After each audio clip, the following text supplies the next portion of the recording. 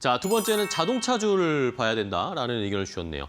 자, 자동차주가 뭐 올해 초에 잘 가다가 결국엔 전쟁 때문에 쉬고 조정도 많이 받았습니다.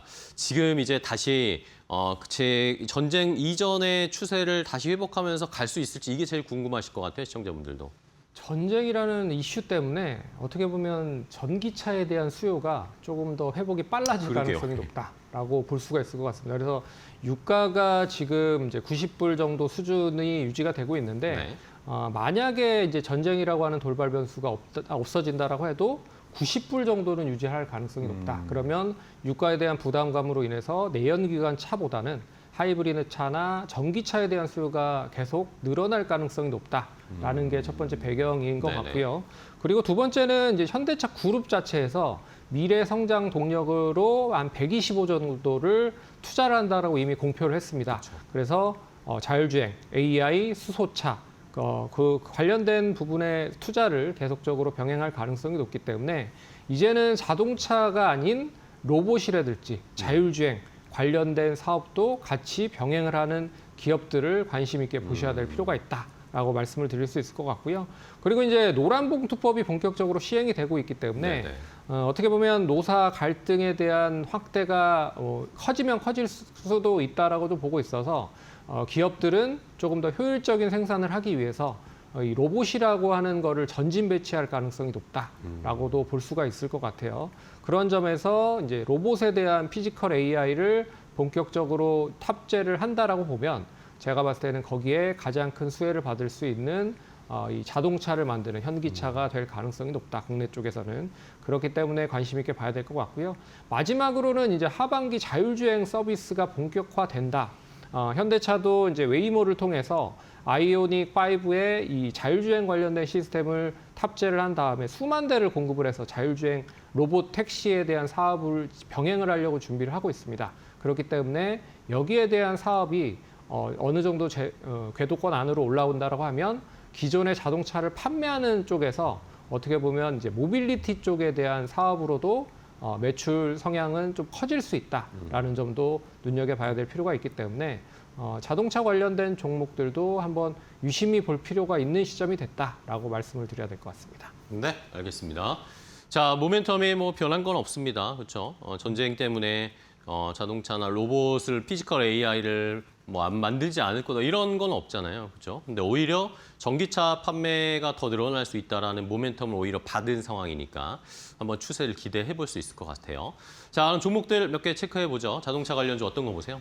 첫 번째는 이제 SL을 SL? 좀 보고 네. 있습니다. 몇 번 얘기를 해드렸었는데 뭐 헤드라이트, 램프 만드는 기업입니다. 근데 미국의 이 헤드라이트 만드는 경쟁사가 어떻게 보면 사업을 좀 매각을 한다라고 이슈가 되고 있기 때문에 우리 입장에서는 이제 SL 입장에서는 수혜를 받을 가능성이 높다라는 그렇네요. 게 첫 번째 포인트고요.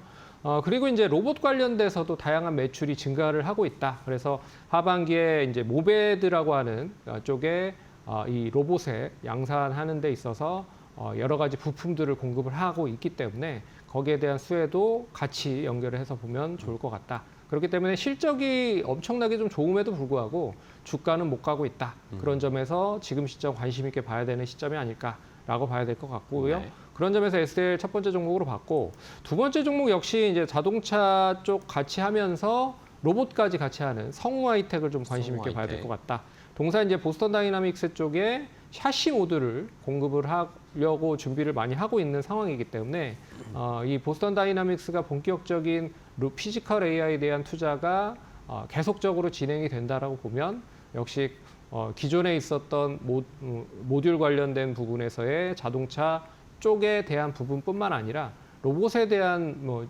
부분에까지도 이제 매출 볼륨 자체가 커진다라는 개념으로 관심 있게 보시면 좋을 것 같다. 그래서 SL과 성우하이텍 두 종목 말씀드려보도록 하겠습니다. 네, 알겠습니다.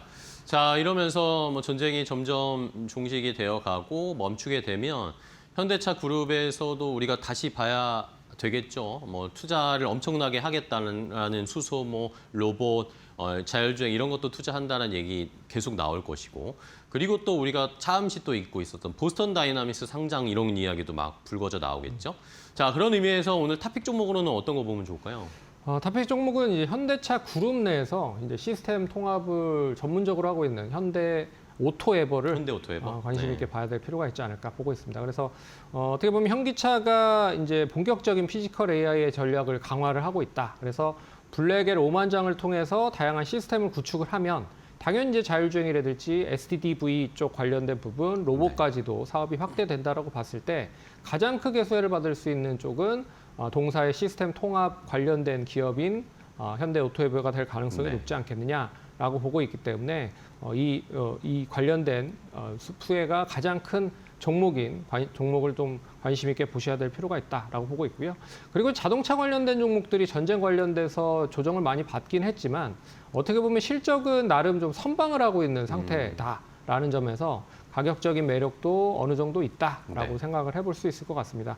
그런 점에서 제가 봤을 때는 오늘 뭐 41만 9천 원 자동차 그룹 내에서도 그나마 주가는 양호한 그런 모습을 보이고 있다. 그렇기 때문에 뭐 분할적으로 접근하셔도 나쁘지 않을 것 같고요. 뭐 중장기적인 목표가는 1차적으로 50만 원 제시해드리고 손절가는 37만 8천 원 제시해드릴 테니까 참고하시면 좋을 것 같습니다.